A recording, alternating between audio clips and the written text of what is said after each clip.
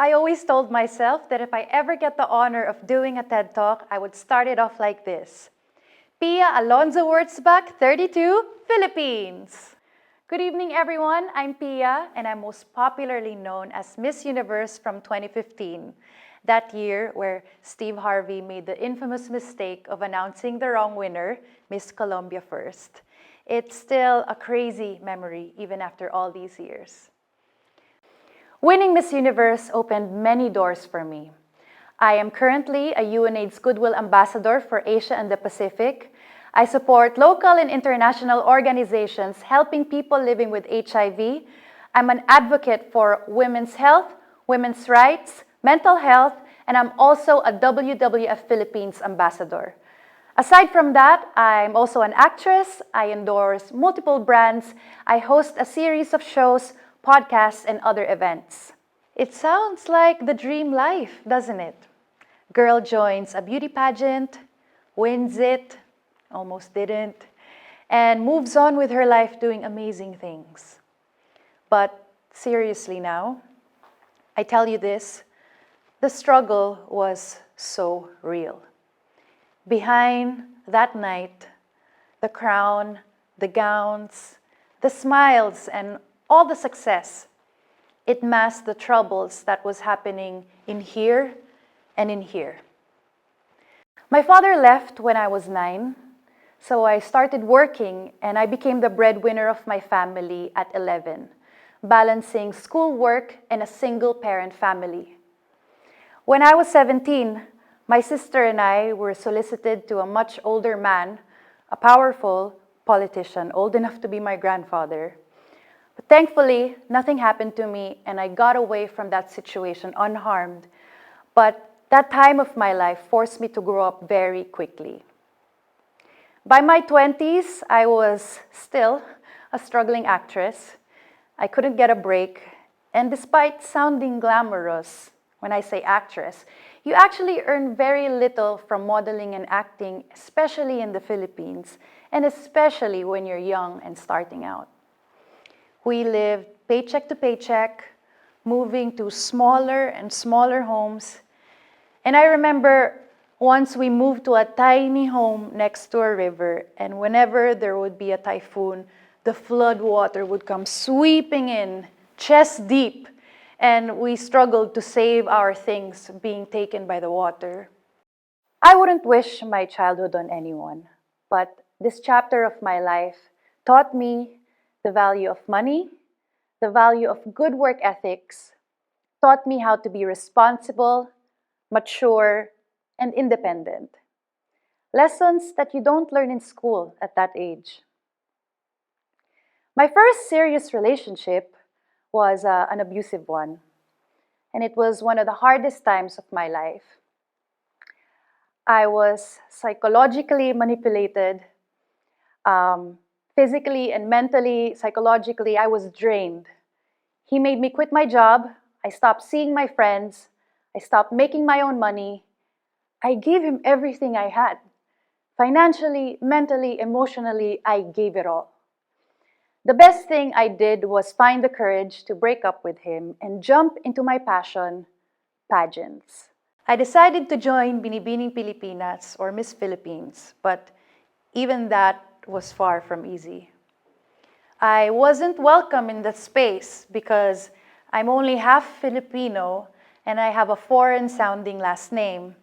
And of course, I was teased to death for being a failed actress who's now trying her bet at a beauty pageant.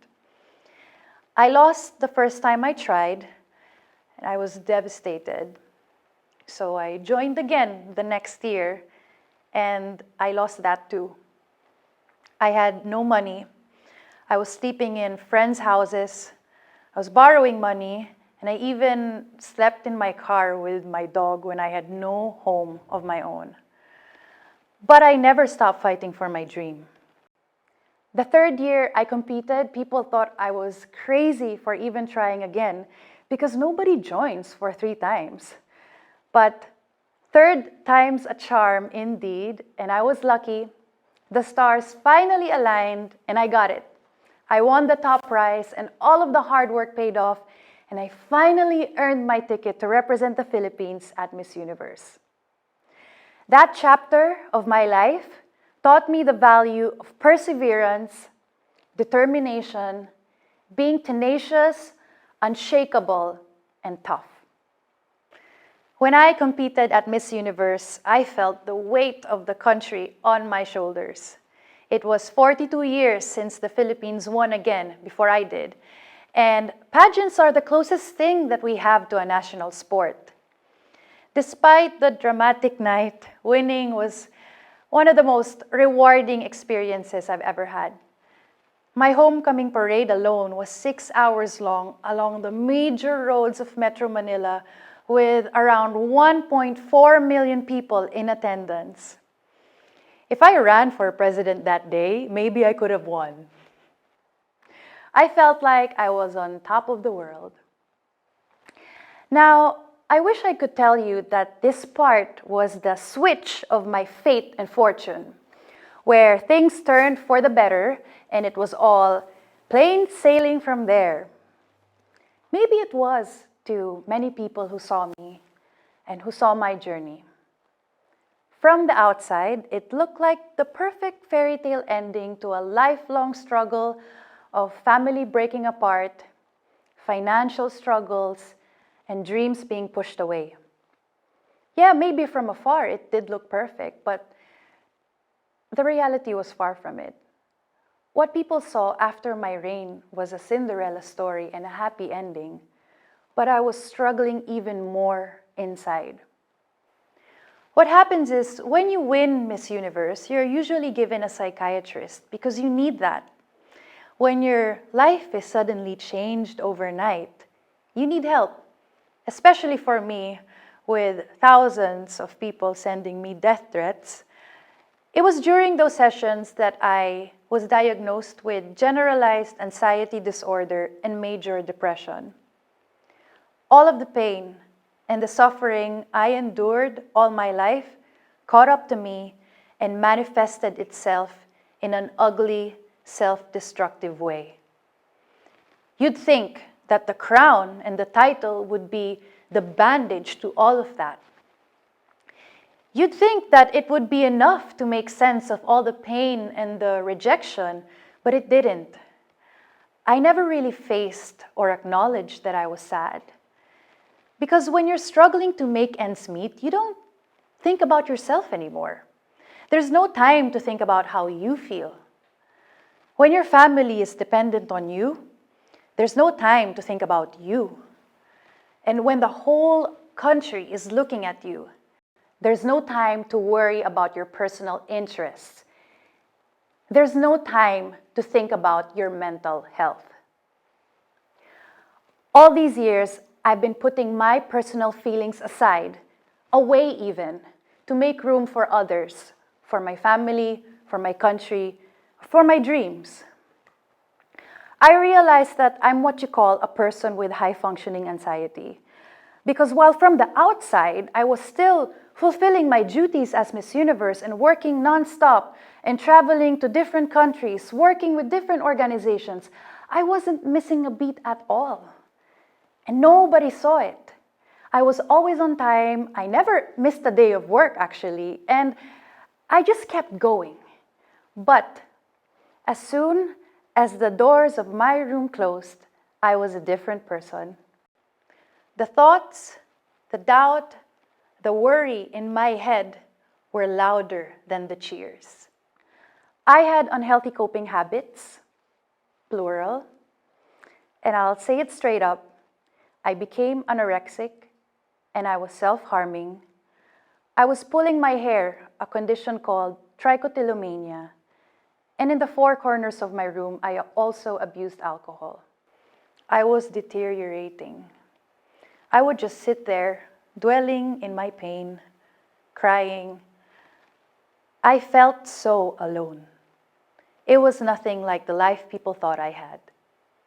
I realized that all of the things that I didn't address when I was younger came back to me in a big and harmful way. You can't escape it no matter how successful you become. It was like a poison slowly killing me. All my life, my purpose was to please others, to fit in, to be the Miss Universe everybody wanted me to be. And so I kept it all to myself, even though I was slowly deteriorating inside, because I couldn't imagine disappointing my country. Imagine being celebrated as a strong, resilient, and determined woman, but deep inside you're going through that? I felt like a fraud. Thankfully, the Miss Universe organization came to my rescue. They saw and treated me like family. They saw what I was going through and they helped me in a big way. Discreetly, they arranged the help and the support that I needed, and they introduced me to professionals that could help me. I went through multiple therapy sessions in New York and in LA, and they gave me the tools that I needed to be okay. Again, I was lucky. Under the care of the president of the organization, who is a woman, I was able to keep my privacy during this very difficult time. And I think that's important, that you're not forced into healing and that you're going through it at your own pace and at your own time. I finally felt like, wow, so this is what it feels like to have a family, to be in a family, and for them to really care about you and your well-being. Very easily, they could have let me go or have the first runner-up replace me. But I was determined to stay strong, to continue my mission, my purpose, and to turn things around. I wanted to face my demons and finally take care of my heart, something I didn't do or never cared to do. In this next chapter of my life, I feel like breaking free from all of the things everybody thought I should be. All my life, I've been working towards being accepted, fitting in, being the perfect Miss Universe everybody wants me to be. But what does that really mean? What does it mean to be a beauty queen nowadays? Purpose is what I've learned. Today is the first time I'm opening about my mental health struggles in public, because I want to paint a picture not of a perfect beauty queen, but of a real person with real life experiences. There's no shame in admitting that you aren't perfect, and there's no shame in admitting that you need help. I'm sure there are many people out there who are working hard, trying to stay afloat, alive, trying to hold on to their dreams and making it come true, all while taking care of the people around them. Many of us are hustling every day. And people see you and they think, wow, congratulations, you're doing so well. But they don't know what's happening inside. They don't know what struggles you've had to bury or put aside to make way for others. I know that feeling. And trust me, you are not alone. There is a pressure to fit in, to be the best, and prove why you deserve to be there. And that feeling is all real and valid. Today, there are only around 800 registered psychiatrists in the Philippines. 800. For a population of almost 110 million. I think we can all agree that this is a problem.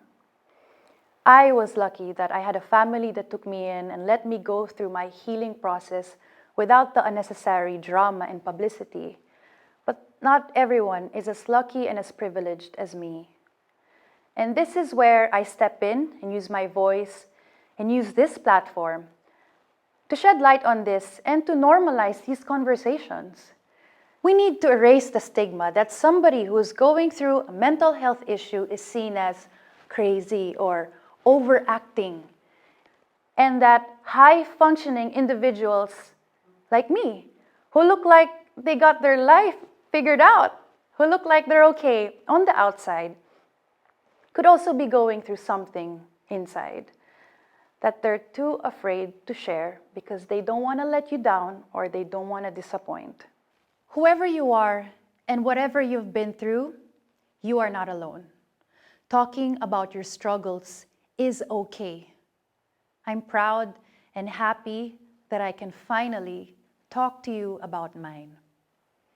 December 2015 was the night that changed my life.